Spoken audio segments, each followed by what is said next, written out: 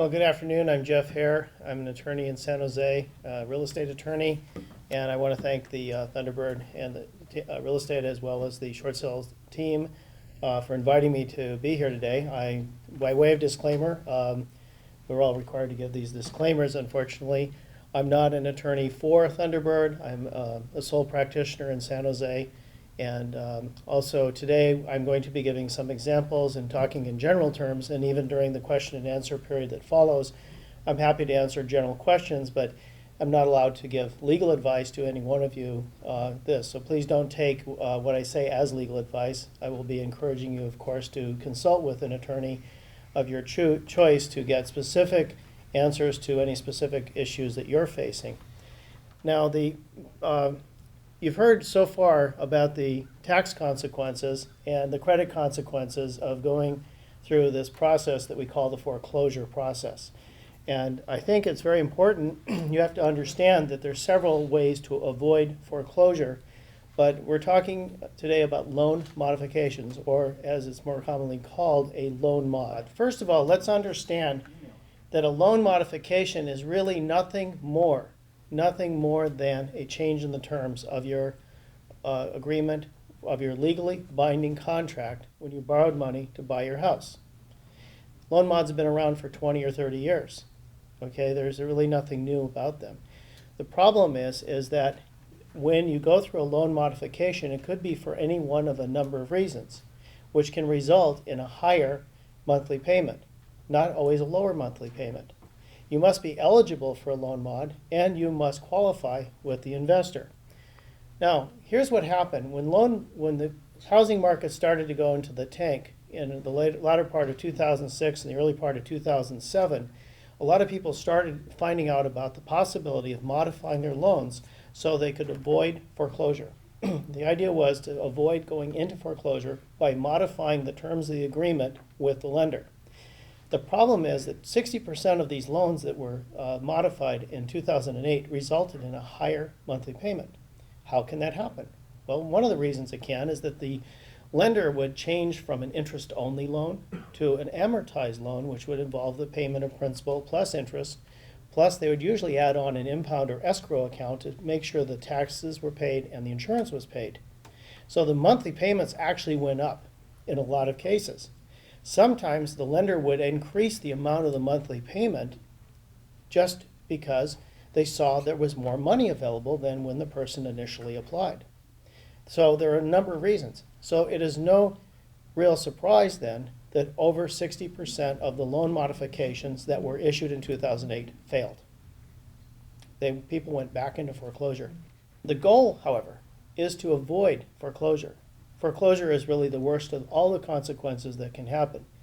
There used to be a lot of people who come up to me and ask, well, what if I just walk away? Let's just let it go to foreclosure. You don't want that to happen. That is really the worst case. There are so many options that you can go to, and we'll be talking about a couple of these here. Foreclosure is the longest hit on your credit record. It's even worse than bankruptcy in some cases. So you really want to avoid foreclosure as all possible. The projections, however, are pretty grim. 9 million foreclosures by 2012, and I've heard that by 2015 they're expecting 13 million foreclosures. Wow. You can check a great site at the Center for Responsible Lending for information about that. The projections and the facts are coming out. And of course, they really don't know, but this is the best guesses they have. In response to the dismal results of the loan modification plans that were done in 2008, the new administration launched a plan to try and redo the process. And on March 4th, they released a new set of guidelines. The new set of guidelines provided some financial incentives to the lenders to try and make the loan modifications work. And one of the key components of the loan modification plan was to try and drive down the monthly payments to be equivalent to approximately 31% of gross monthly income. Now, the problem with that is that's not a mandatory statement. That was a goal. It was a target. And there were several obstacles that we ran into. First of all, lenders are still trying to figure out what these guidelines are. Now, I read them the day they came out. And from front to back, I read through the guidelines. So I thought I was pretty smart. So I started calling up lenders and talking to them about the process of what was involved in these loan modifications. And I was surprised when they said, well, we don't have them yet. We haven't had a chance to read them yet. Okay, well, give them a couple of weeks, a couple of months. We're now almost 6 months later, and we still don't have lenders out there that understand these rules, let alone the staff that they just recently hired last week to try and answer some of these questions.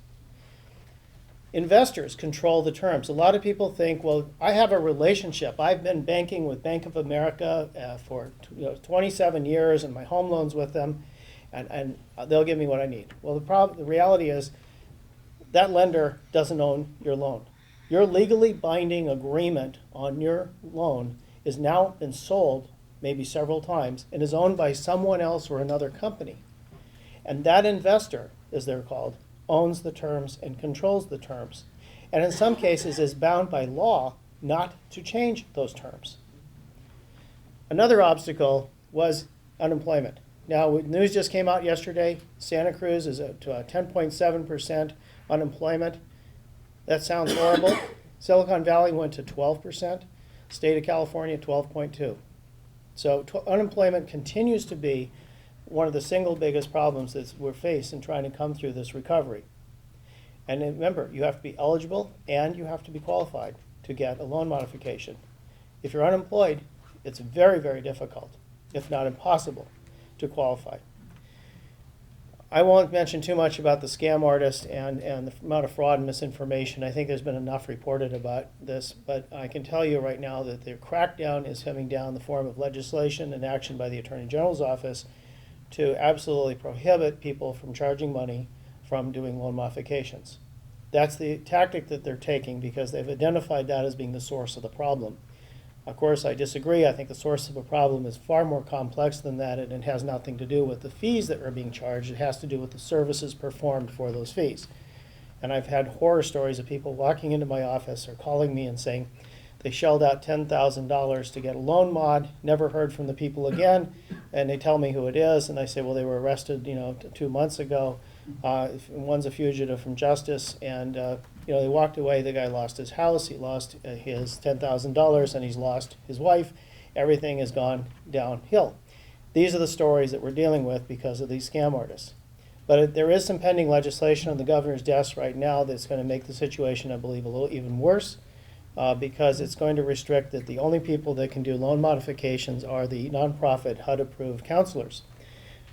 I have a feeling that they're going to be having a very difficult time keeping up with the workload. The last call I got, somebody made an appointment with a HUD counselor. Earliest appointment they could get was 14 weeks out.